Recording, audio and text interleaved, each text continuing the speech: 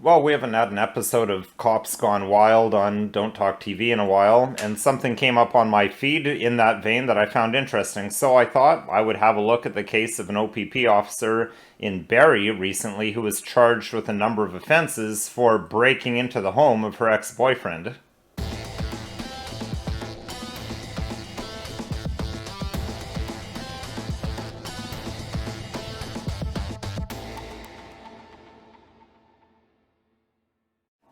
Hello, my name's Nicholas Wansbutter. I'm a lawyer in Stratford, Ontario, Canada, and welcome to Don't Talk TV.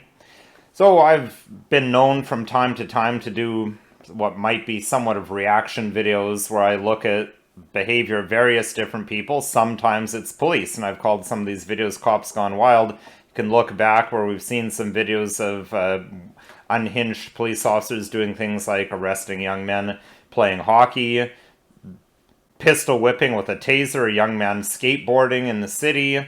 The officer who, instead of pulling out her taser, pulled out a handgun and shot and killed an individual. Today we're looking at a police officer, an OPP officer from Barrie, Ontario, who allegedly busted into her ex-boyfriend's home and threatened him. So let's take a look at the news story. Although I paused before looking at the story to note that it's interesting that this is the one and only story I found on this topic. When a member of non-police society does a home invasion like this, it's all over the news, covered by multiple outlets, but here, very, very little coverage, which is already of interest and important to the theme that will be developed during this episode of the double standard and the preferential treatment that is given inappropriately, in my view, to police. So here we have the CTV News Barrie article, Ontario officer faces criminal charges for alleged break-in assault while on duty. Ontario provincial police officer faces criminal charges following allegations she broke into her former boyfriend's home while on duty. It was 15 minutes of terror. It was very scary. She was in full uniform, hand on her weapon most of the time. For more than a year, Chantel Stamkos and her family say they've lived in fear, afraid for their safety and of potential retaliation by a female police officer who allegedly entered their home using the door's keypad and confronted Stamkos and her partner, a man the female officer used to date. We, at one point, had said, if you don't leave, we're going to have to call the police. And she said, I am the police. That officer, OPP Constable Amanda Farrell, stands charged criminally. So we can see here that following a police investigation months later, and I highlight the months later because we know that wouldn't happen if a regular ex-girlfriend did a home invasion on her ex-boyfriend.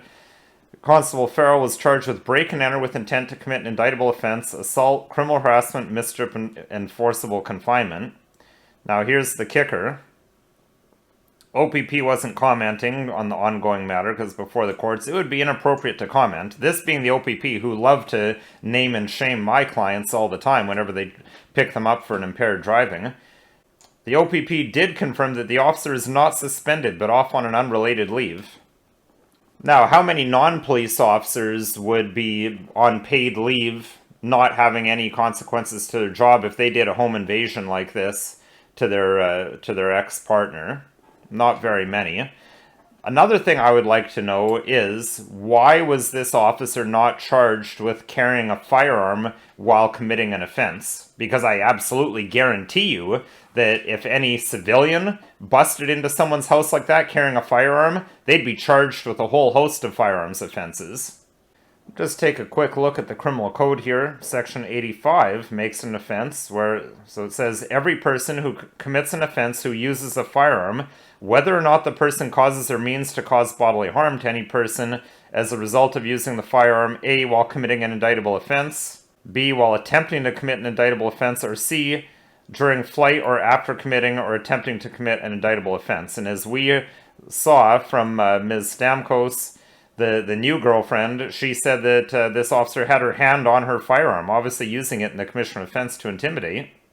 And anyone guilty of that could be punished by up to 14 years in jail. Another offense of note that was not laid here, Section 88, every person commits an offense who carries or possesses a weapon, an imitation of a weapon, a prohibited device, or any ammunition or prohibited ammunition for a purpose dangerous to public peace, or for the purpose of committing an offense. So this officer was in fact carrying a restricted firearm, that being a handgun, which the average citizen is not allowed to carry, period. They've stopped issuing authorizations to transport. So if you're a firearms owner who owns pistols, you can't even take it to the range anymore to fire. But this officer is free to carry it while doing a break and enter, and she is not picking up a charge for possession of a weapon dangerous to public peace or for carrying a firearm during the commission of an offense. Now, why do I stress this so much? There may even be some police officers watching this thinking, well, why are you beating up on police so much? Yes, police have a very difficult job, but police have a very important job of upholding the law. How can you uphold the law when you don't hold your own, at least to the same standard as everyone else, if not a higher standard? In my view, a higher standard is what police officers should be held to, because they're the ones who are upholding the law, and that is how you engender respect for the police. Giving police preferential treatment like this only leads to disrespect for police. So there's no upside to police in treating their own with preferential treatment like this, in my view. So that's about all I have to say about this case. It'll be interesting to see how it plays out. It's probably going to take forever for this officer to be brought to justice. If she's actually guilty, to actually have some consequences to her job. Viewers may remember that officer who was convicted of raping a woman while she was asleep. He was on paid leave for the better part of a decade, receiving full pay at taxpayer expense before he was finally stripped of his uniform. Now, this video is not legal advice. If you need legal advice, call a lawyer. You can call another lawyer or myself. My contact information is listed below. Always interested in suggestions. We're trying to get to them as we can, but things are always very busy around here. And then there's sometimes timely episodes I need to cover. But please keep the suggestions coming. We do have in the queue some that we got some time ago.